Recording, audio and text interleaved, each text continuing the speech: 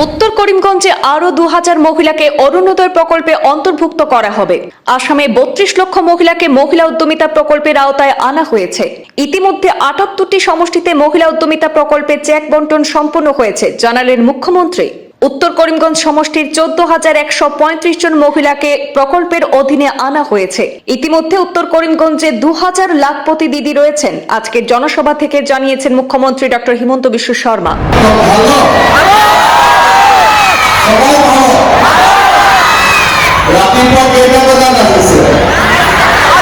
উত্তর করিমগঞ্জ থেকে এলো মহিলাদের জন্য বড় সুখবর।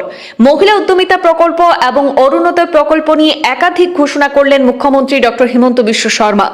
আজ পূর্ব নির্ধারিত সূচি অনুযায়ী শ্রীভূমি ডিএসএ খেলার মাঠে আয়োজিত এক বিশাল জনসভায় উপস্থিত হন মুখ্যমন্ত্রী। আর সেখানে তিনি উত্তর করিমগঞ্জ সমষ্টির 14,135 জন মহিলার হাতে মহিলা উদ্যমিতা প্রকল্পের 10,000 টাকার চেক আনুষ্ঠানিকভাবে তুলে দিয়েছেন। জনসভায় বক্তব্য রাখতে গিয়ে মুখ্যমন্ত্রী জানিয়েছেন, আসামে ইতিমধ্যে 32 লক্ষ মহিলাকে মহিলা উদ্যমিতা প্রকল্পের আওতায় আনা হয়েছে। পাশাপাশি তিনি বলেন, রাজ্যের 78টি বিধানসভা সমষ্টিতে এই প্রকল্পের চেক বন্টন সম্পন্ন হয়েছে।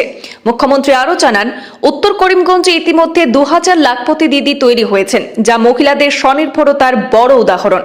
আজকে সভায় উপস্থিত মহিলাদের সঙ্গে অরুণোদয় প্রকল্প নিয়ে কথা বলেন মুখ্যমন্ত্রী ডক্টর হিমন্ত বিশ্ব শর্মা। তিনি ঘোষণা করেন, আগামী দিনে উত্তর করিমগঞ্জে আরও 2000 মহিলাকে অরুণোদয় প্রকল্পে অন্তর্ভুক্ত করা হবে। এই ঘোষণায় উপস্থিত মহিলাদের মধ্যে ব্যাপক উৎসাহ এবং উচ্ছ্বাস লক্ষ্য করা গেছে। আজকের জনসভায় মুখ্যমন্ত্রী ডক্টর হিমন্ত বিশ্ব শর্মার সাথে বরাকের 2 মন্ত্রী কৌশিক রায় এবং কৃষ্ণেন্দু পাল সহ উত্তর করিমগঞ্জ এবং শ্রীভূমি জেলার বিজেপি কর্মকর্তারাও উপস্থিত ছিলেন।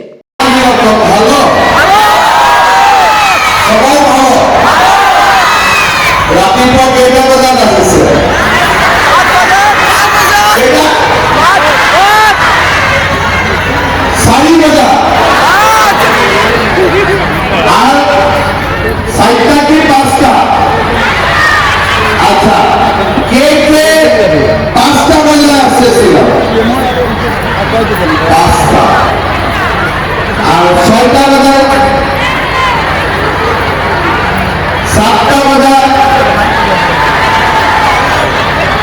আর 4 বাজার তিনটে ছিল।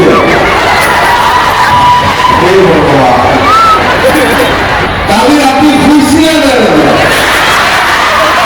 কালি ঘর খুশিয়ে দেবেন, টুকরি আনবে কালি।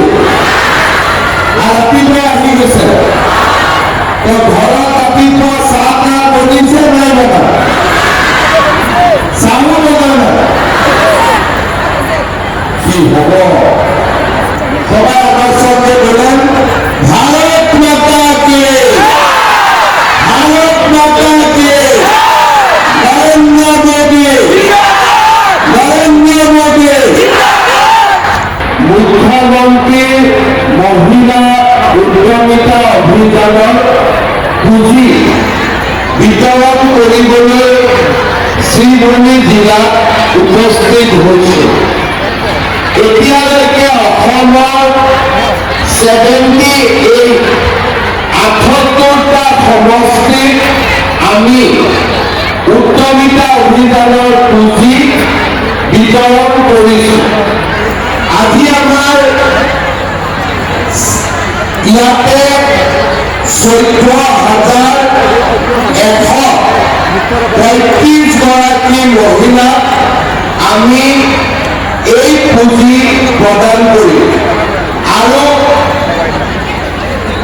গোটেই অসমতে আজি আমি 19 লাখ মহিলা এই আঁচনিৰ জৰিয়তে পুঁজি বিতৰণ কৰিম। আমি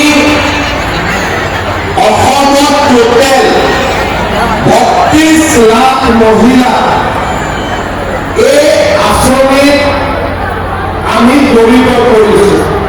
কিমান মহিলা? 32 লাখ।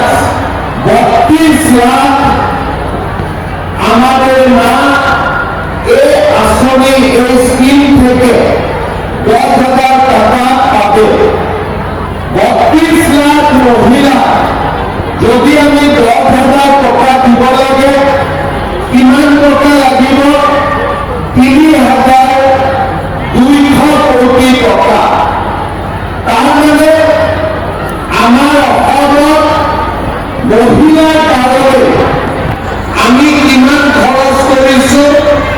3,200 কোটি টকা আৰু কিমান মহিলা ইয়াত উপকৃত হ'ব? 32 লাখ মহিলা। আমাৰ অসমত এইটোৱে প্ৰথম স্কিম, যি স্কিমত 100% মহিলাই পাব, পুৰুষে ইয়াত 1 টকাও নাপায়। 100% খালি মহিলাই এই আঁচনিৰ টকা পাব। ঠিক আছে?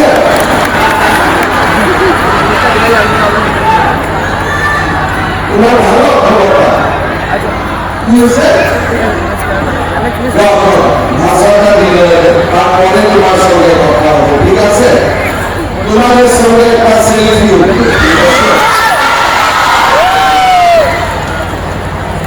আমার অসমত 32 লাখ মহিলা আৰু 3,200 কোটি টকা।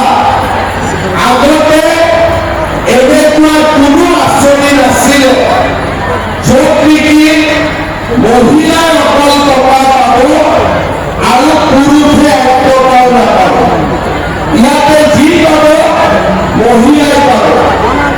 আৰু সেইকাৰণে এই আঁচনি বা এই স্কিম ইমান পপুলাৰ হৈছে যে মহিলাসকল মিটিঙত 10টা বজাত আহিব লাগে, ৰাতিপুৱা 5টা বজাতে মিটিঙত আহি গৈছে। আপোনালোক আহিছে নহয় ৰাতিপুৱা?